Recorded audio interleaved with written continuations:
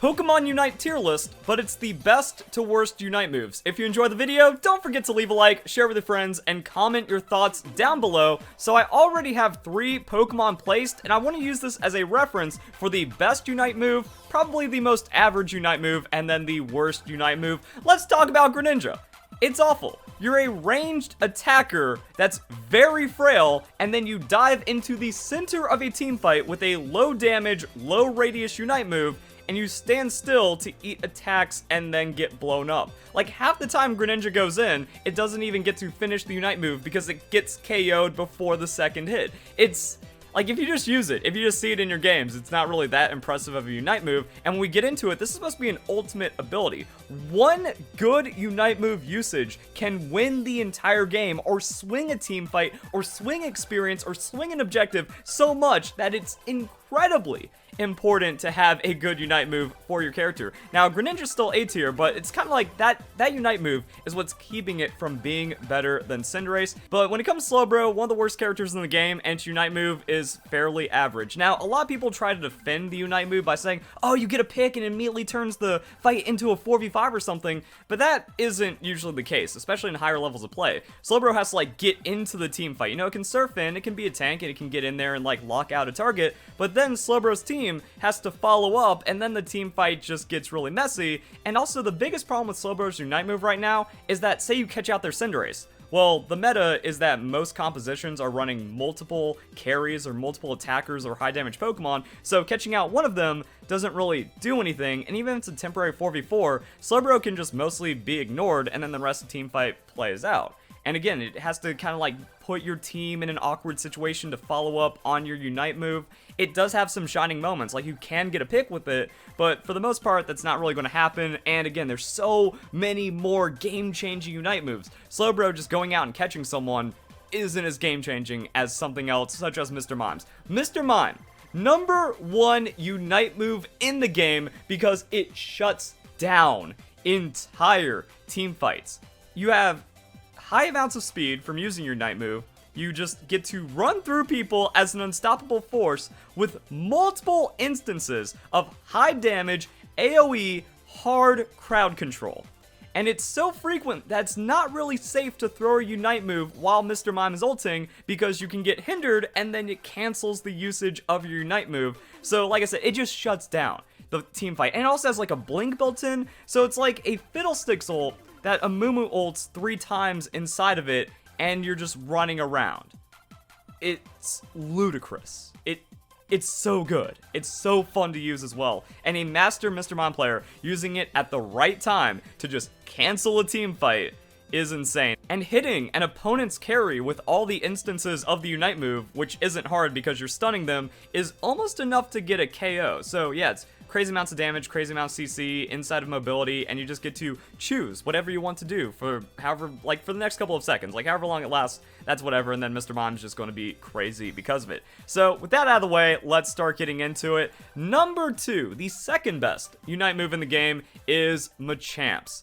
Machamp's is just nuts. Like, you use it, and you can use abilities while having all the benefits of your Unite move. So like I said, I don't want to make it about the Pokemon, but the Unite move itself. And the Unite move itself lets you cast inside of it.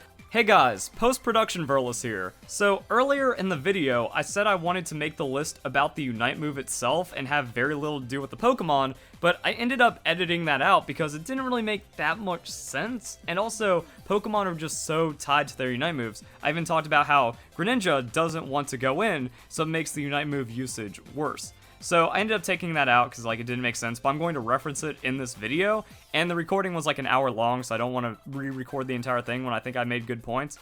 So if there's like some weirdness, just understand that. My idea for this video is like the Pokemon using the Unite move. In a vacuum, how does that go? How does that rank? The reason why I said the thing I ended up editing out is because I didn't want a really good Pokemon artificially elevating the Unite move, or just having like the Pokemon outside of the Unite move changing how that would be ranked. Again, it gets weird and it gets muddy, but hopefully the video still makes sense, and I'm just going to replay that last part and we can just flow right back into the video. Enjoy. So like I said, I don't want to make it about the Pokemon, but the Unite move itself. And the Unite move itself lets you cast inside of it, which isn't true for most of the Unite moves out there. So you can still set up a lot of things, and then you can just kind of like either get a lot of damage and then go into the actual barraging blow, which is crazy crowd control as well. So you get to just become a wall of unstoppability, a wall of hindrance, doing a crazy amount of damage, following up on your ability usage with a big execute at the end, while also having like speed and all the other buffs of a Unite move. Once Machamp uses its Unite move, there's pretty much nothing you can do about it, and you're just going to start losing teammates, or you're the one getting hit and you're the one getting KO'd with them. It's just insane. So with the, like I said, the amount of teamfight presence some of these Unite moves have is what's going to really separate them in this ranking. So from here on out, what I want to do is try to keep it sequential inside the brackets, and then we can just kind of maybe reshuffle them and get an idea of best to worst. So next up, we have Cramorant.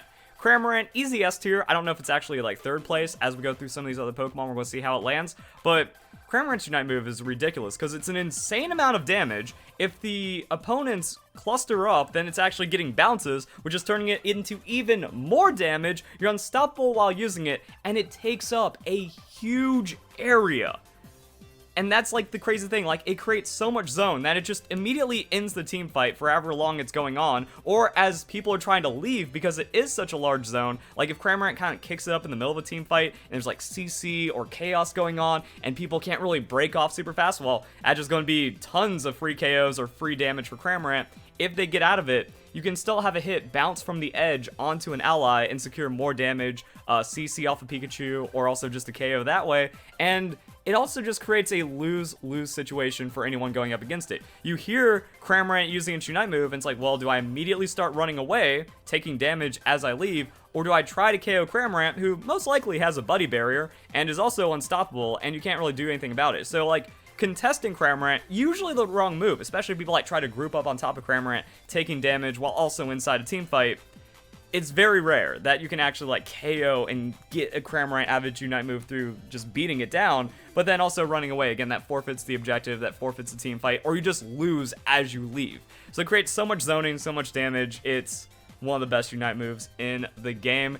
After here, we're just going to kind of go down the list. So Venusaur, before the buff, definitely putting it at F tier, maybe even worse than Greninja's actually, because it would just like pop and then do nothing. But after the buff, a bit more usable, C tier.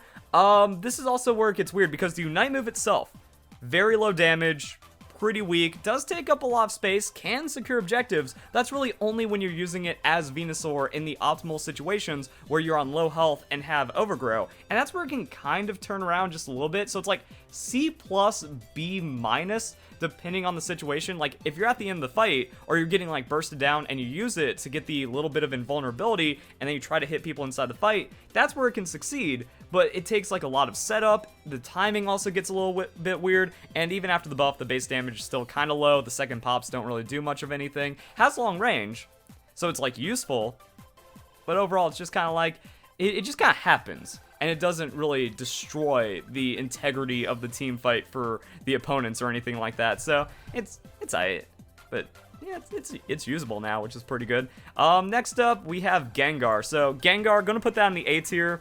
It's really strong. It allows for the follow-up of your abilities as well, and it's just like it can be used in so many different ways. Like I've just been chilling by myself, and then I see that little purple wisp over here. I'm like, why do I hear boss music? And then I'm just dead because Gengar jumps on you, does its stuff, and then you're just dead. But it can also use it to reposition in a team fight. It can use it to engage a team fight. It can use it mid-team fight. It can use it to kind of survive inside of like a team fight as weird things are happening. It can use it for like ability resets.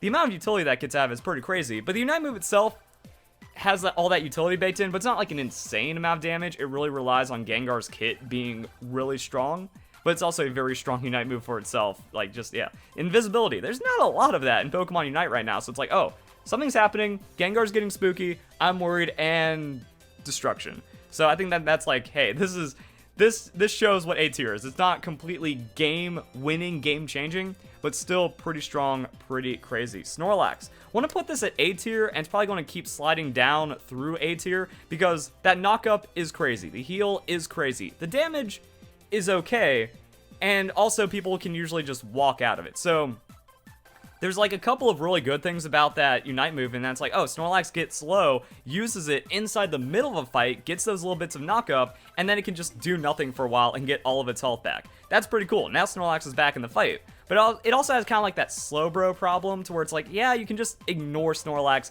after he does all that stuff. It's hard to ignore him as he's setting it up and as he's getting into it. But after that, you can just walk away. And then you're good to go. Like, it's kind of a small knock-up. It's not like an impactful amount of damage, but when used at the right time and when comboed with other teammates and Unite moves and crowd control and crazy things like that, then we got something. But it's not like Snorlax can just 1v9 with his Unite move like some of the other Pokemon. Like Cramorant just walks into 3 people and they're gone. Machamp walks in 3 people, they're gone. Mr. Mime, we already talked about how disgusting that move is. So yeah, it's like Snorlax is good, but has like other variables that keep it from just being like, oh, I ulted on Snorlax, I win now forever. Oh, also, I was thinking about it. Another thing with Slowbro is that it is the hardest CC in the game. So you can't cleanse Slow Beam. It can actually knock Cramorant out of its ult. So it has like very niche usages, but what are the odds that Cramorant and Slowbro are going to be in the lobby like that without draft pick? Now, if draft pick happens, still B tier, maybe like B+, or like just dedicated counters to certain things like stopping a Machamp or holding down just like the right character that would otherwise be unstoppable. But even then, like, it's hard because with Mr. Mime Machamp, they have mobility, they're doing other things around team fights, so it's hard to catch them out. And like I said, there's problems behind just how Slowbro interacts with the Unite move in the team fight, but there are other things that can like happen inside of it. It's just not enough to be like, oh, it's S tier because it cancels other Unite moves. No, it doesn't work that way, especially with how crazy these other Unite moves are. So Gardevoir, I feel like Gardevoir is probably going to be the lowest A tier Unite move because it's crazy. Like any kind of AoE CC, especially something that holds in opponents and makes them unable to act for such a long time just on a ground targeted ability, is wacky. But casting it is weird and inconsistent, and like getting the timing on it is also pretty tricky because you use it too early and then they're not going to be where you want them to be. And that's like kind of it. There's a cast time to it, and really the biggest problem is that cast time because it creates a lot of those inconsistency issues. And if you use it too late in a team fight, or you're like trying to set it up kind of on like the edge or kind of on where the opponents are, if they are already like closing in on you, or they use like abilities, or they like just maneuver around it, they can full heal through it, or just have their own unstoppability, like, you know, then it becomes less useful. But if you get that right pick on the Unite move, team fight's over, team fight's done. Especially like hitting multiple people, getting them in future sight, getting them inside of size shock. Anyone that tries to like be a straggler and get out of it, or is like, you know, not getting hit by it, can still tag them with some CC, and then it kind of corrals the team fight. Also, really good zone control for objectives and all that other stuff. But again, like, very hard to just get it to always work. Whereas with the S tier ones, you just use them and you win. Done. Easy. Free. As for Absol's Unite move, I'm gonna put it at B+ because of the invulnerability frames. Like, mostly when Absol uses its Unite move, it's not like the craziest thing, or it's not the most insane amount of damage, and for the most part you can just eject button out or dash out or just kind of walk out of it to where you don't at least take the last hit, or depending on like positioning and stuff, you can do things about Absol's Unite move. And mostly by then, like, Absol's either had to rely on crits, so it's like, oh, if they're not low enough health, then it's not even that good of an execute. But it's mostly like, oh, now we can't do anything about Absol for a couple of seconds. Well, he just does this edgy combo attack, and it may whiff, it may land, it may be whatever. Mostly just like keeping Absol safe in the fight with that, and then maybe turning into a KO, maybe hitting multiple people and having a lot of damage. It's like that weird inconsistency, but it isn't, again, as massively game-changing. Kind of a narrow cone, but still good. But also the invulnerability frames is still really good, but also like can be unimpactful. So yeah, like, I think B+-ish, like, you know, high B tier, maybe top B tier, depending on where the rest of these Pokemon land. That's pretty safe to say. Next up, we have Garchomp. Garchomp, A tier. A tier Unite move. Some people say it's hard to use, really isn't.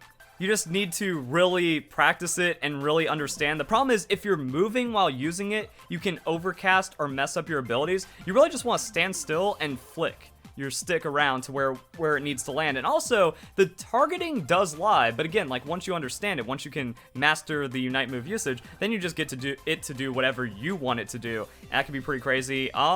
Actually, probably higher A tier, because that changes the entire team fights. Like, a Garchomp can KO people even if it misses like 2 of its 5 combo hits. Like, you know, if it just like lands 3 because it just bounces around, dashes over someone, but dashes back onto them. Well, that's still half their health. Like, they're still going to get obliterated by it. And if you catch multiple people inside the craziness of a team fight, you use it with like in tandem with other things, just kind of like setting it up. Because again, I don't want to make it about the Pokemon, but also the abilities leading into it. Still kind of viable, where it's like, oh, you scoop them on Dragon Rush, or you knock them up with Dig or something. It's like, oh, well, that's just free into like the first hit of the Unite move, and then you just keep rolling with that, and then they're gone, and then you can easily KO multiple people.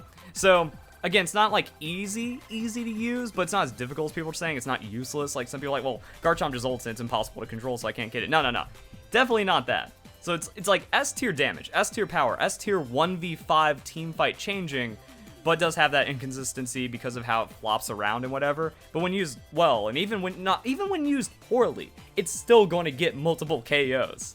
And then it can still just like grab people and do crazy stuff, and you get the follow-up on it. So yeah, Garchomp's Unite move, I'm like trying to think compared to Gengar's too. Let's just like kind of use this as the A+. Let's just use this as like the gate to A. Are you better than Garchomp's Unite move? If yes, you're S tier. Much like Crustal's. It's stupid. Crustal's Unite move is just too stupid, because it just gets that massive shield, gets all the stats, gets all the bonuses, is a hindrance, and then every time he gets hit, he's just doing more damage as the tank. So just like stacking everything that Crustal wants, and just makes it where you can't do anything about Crustal. It's like, okay, cool. Buddy Barrier, Slow Beam, Slowbro's impossible to kill while he's locking out one of your characters. Cool.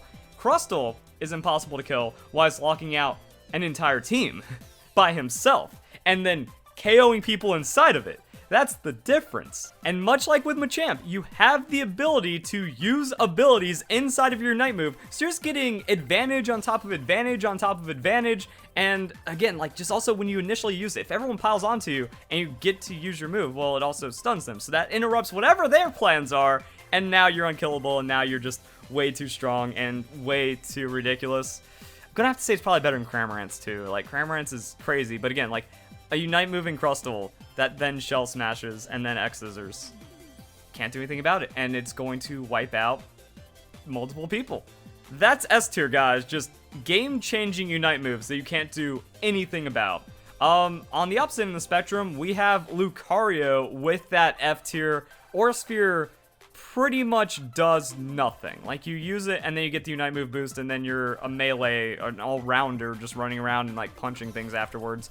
And it does power up punch, but if you don't go for power up punch and extreme speed is the better moveset, then you actually don't even get that secondary effect. And again, just Aura Sphere itself, like, cool. Tons of range. Like, we don't really have too many global, like, it's like the biggest quote-unquote global in the game, even though it doesn't cover the entire map. And it's just pitiful damage, no damage. It barely, like, if someone's like squeaking away from a team fight with almost no health, and Aura Sphere hits them, or Aura Cannon, probably doesn't even KO them. If you use it to initiate a fight, you're maybe breaking a little bit of shields and not even getting through everyone's assault vest. Or if there's like a buddy barrier that happens, you don't even chip into the buddy barrier in any kind of meaningful way. Even hitting like 5 people with your Unite move means nothing. The Unite move is nothing. It's not even good at stealing objectives, because basic abilities and even auto attacks do more damage than it. Actually, I probably gave Greninja too little credit.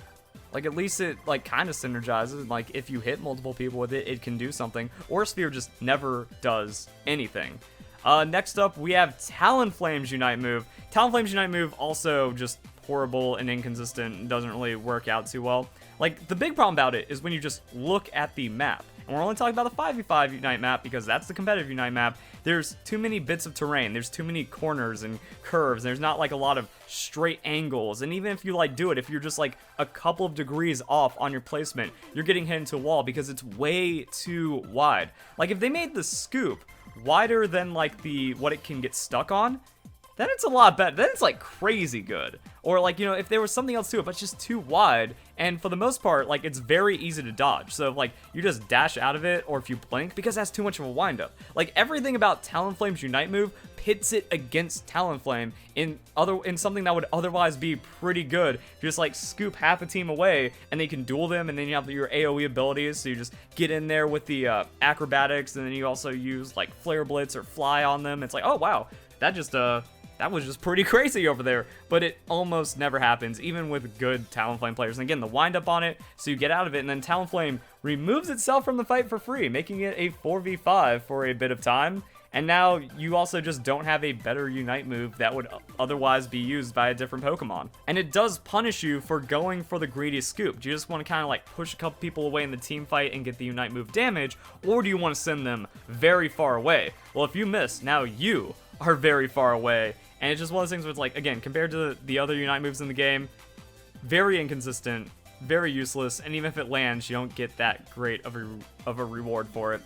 Next up, we have Charizard's Unite move. Charizard's Unite move, it's just A tier. It's like healthy A tier. It really saves the character, because Charizard without the Unite move, pretty much unplayable. But then, like, Unite move, you get crit, like, especially because you can use it with your Blaze, so you increase your critical hit ratio. You also become harder to hit and unstoppable. You're not, like, invulnerable, but still, like, it's hard to deal with the Charizard inside a team fight that's doing AoE crit auto attacks, while also being very tricky to deal with and just kind of like zooming around. It's got that buddy barrier shield too, so it's even crazier to deal with, and then it gets to pick one person and finish the job on them because it was melting them the entire time. So it just does a lot for the Pokemon, does a lot in the team fight, has a lot of KO potential. It doesn't immediately break the game when it's used, and you can like just not have an impactful Unite move from Charizard, but it's definitely the scariest thing about Charizard. But it's not as ridiculous. Now there's a chance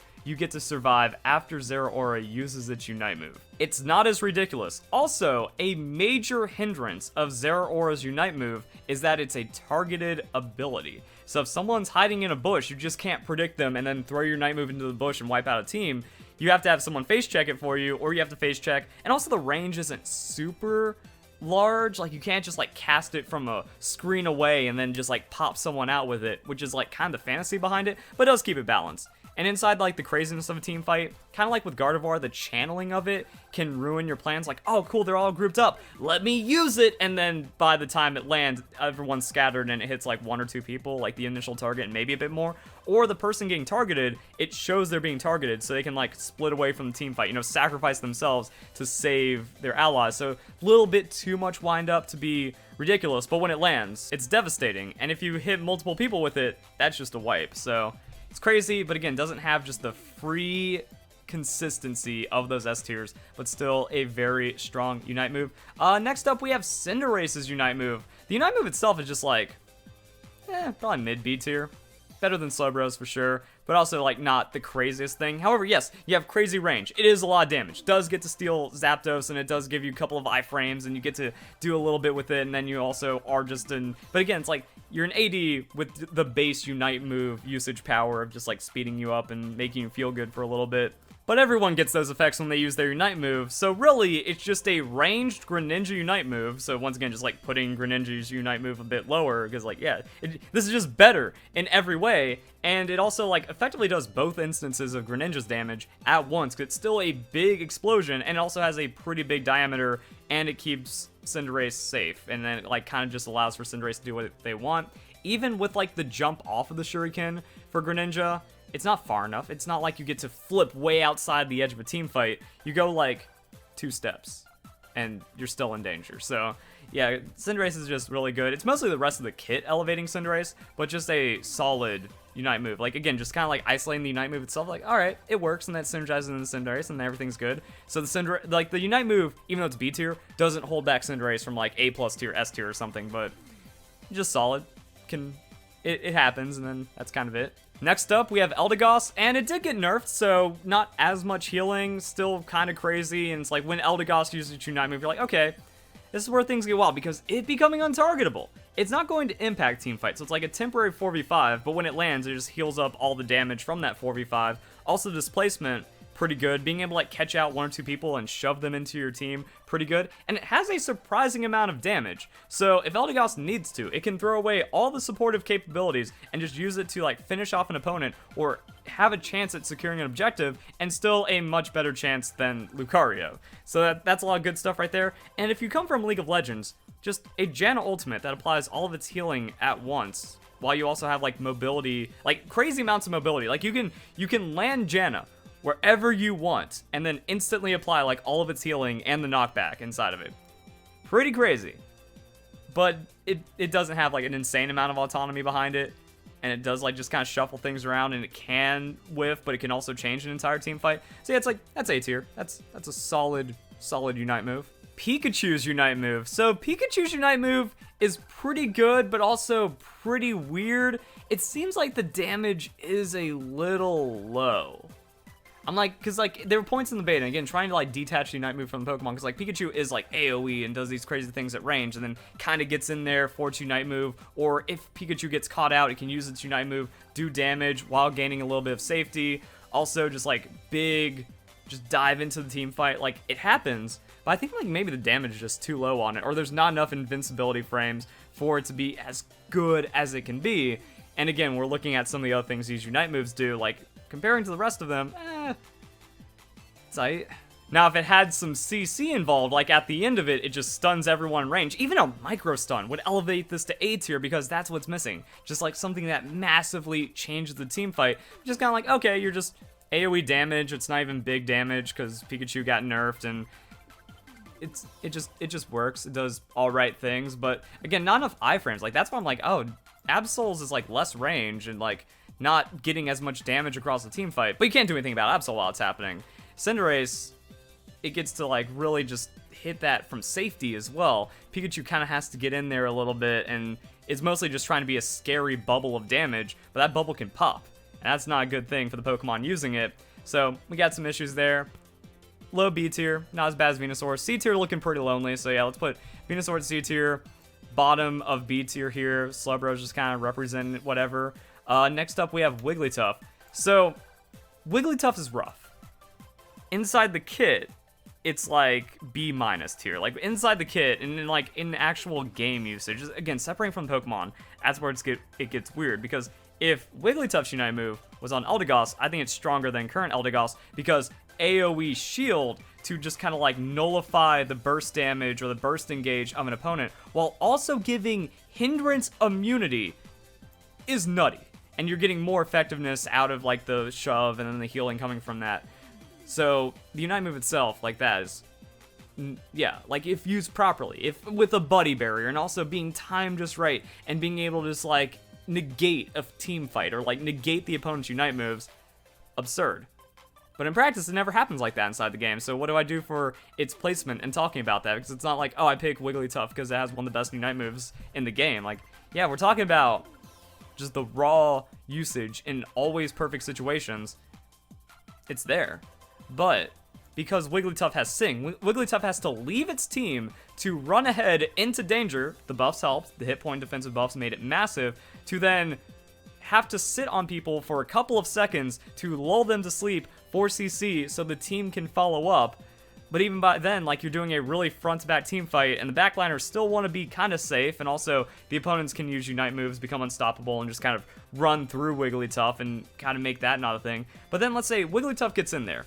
Maybe it also uses Rollout. It runs up, it gets some CC, it's slapping, and then it uses its Unite move. The Unite move usage is mostly for Wigglytuff. It's really good for Wigglytuff, but it's also a supportive Pokemon that's not getting the most out of its supportive Unite move, and the CC immunity is very short. Like, it's good to have, and it can block some crazy things, but it also doesn't feel like it's lasting a long enough time. There's not like a great visual cue for it where it's like, ah, that's what's happening. I have this much time to really feel it. Just kind of like wears off, and you're like, am I still affected by the Starlight Recital? I don't even know. So the lack of transparency inside the move also makes it awkward in practice. And if you're using it as counter-engage, then you're not really being proactive. So you kind of have to sit there, you know, give up some Pokemon, give up like the first little edge in team fight, give up positioning, give up a lot of things, and then like, okay, the opponents got greedy, now they're trying to collapse on Wigglytuff. Starlight Recital, everyone's fine, cool. I'm going to use the speed boost to run in there and start sleeping people and slap them around a bit,